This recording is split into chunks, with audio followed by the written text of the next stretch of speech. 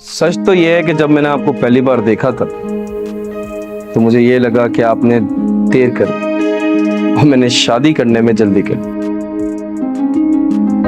और अगर आपको ऐसा लग रहा है कि आपकी ये बातें सुनकर मैं आपकी फ्रेंड रिक्वेस्ट कबूल कर लूंगी तो ये आपकी गलत फहमी है। फ्रेंड रिक्वेस्ट तो फेसबुक पे भेजी थी, ये तो लव रिक्वेस्ट है। कबूल कीजिए। ओह, तो ये है आपका दिल? नहीं, ये दिल नहीं है, ये दिल की इमेज है।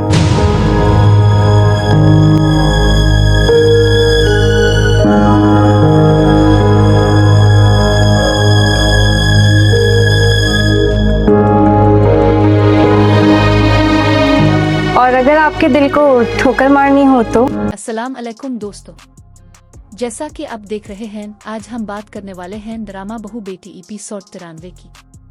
अगर आपने अभी तक चैनल सब्सक्राइब नहीं किया तो अभी कर लें, क्योंकि यहाँ आपको मिलती हैं बेहतरीन ड्रामा स्टोरीज। चलिए चलते हैं ड्रामे की तरफ। एपिसोड का आगाज एक ऐसे लम्हे से होता है जहाँ रिश्तों के दरमियान मौजूद फासले मजीद गहरे होते दिखाई देते हैं। एक तरफ घर में पहले ही इतनी गलत फहमियाँ और साजिशें मौजूद हैं, जबकि दूसरी तरफ हदीका अब मजीद खामोश रहने के लिए तैयार नहीं। हदीका जानती है कि अगर इसने अब भी हकीकत सबके सामने ना रखी तो शायद इसके बच्चे और उसकी माँ के साथ होने वाली नाइंसाफी कभी सामने ना आ सके। इसीलिए वो फरहान के सामने अपनी जिंदगी के वो राज खोलने का फैसला करती है जिन्हें वो आज तक अपने दिल में छुपाए बैठी थी। हदीका फरहान को याद दिलाती है कि वो अपनी उम्मी से हमेशा बेहद मोहब्बत करता रहा है।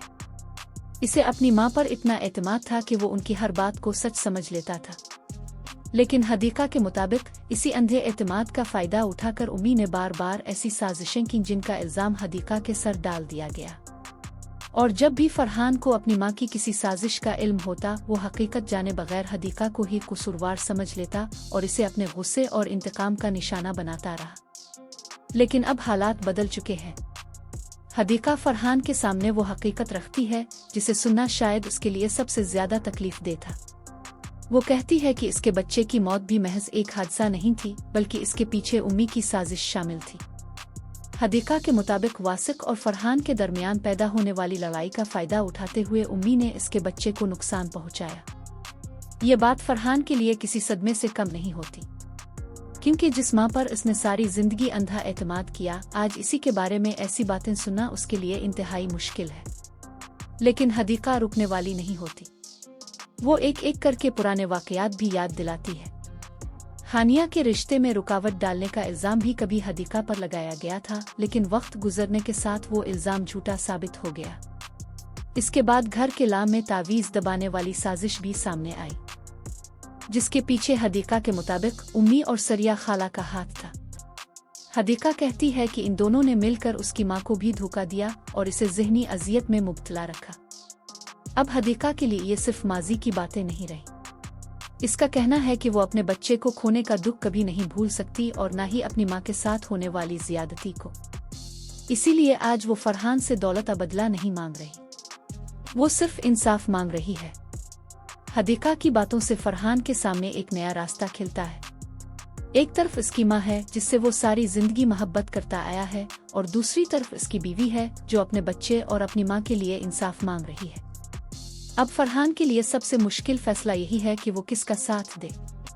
क्या वो हमेशा की तरह अपनी माँ पर एतमाद करेगा, या फिर हदीका की बातों की हकीकत जानने की कोशिश करेगा। दूसरी तरफ राफे और हानिया के रिश्ते में भी मोहब्बत की जगह तलखी बढ़ती जा रही है। राफे के दिल में हानिया के लिए वो जज्बात बाकी नहीं रहे जो कभी हुआ करते थे।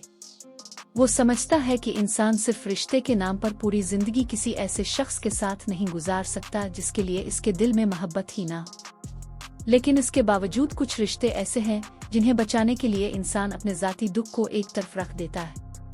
फरहान भी इसी कश्मकश में है।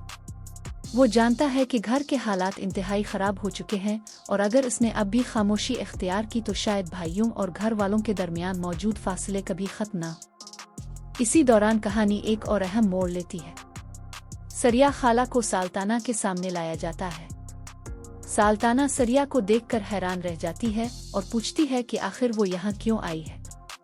इस वक्त माहौल इंतहाई कशीदा हो जाता है।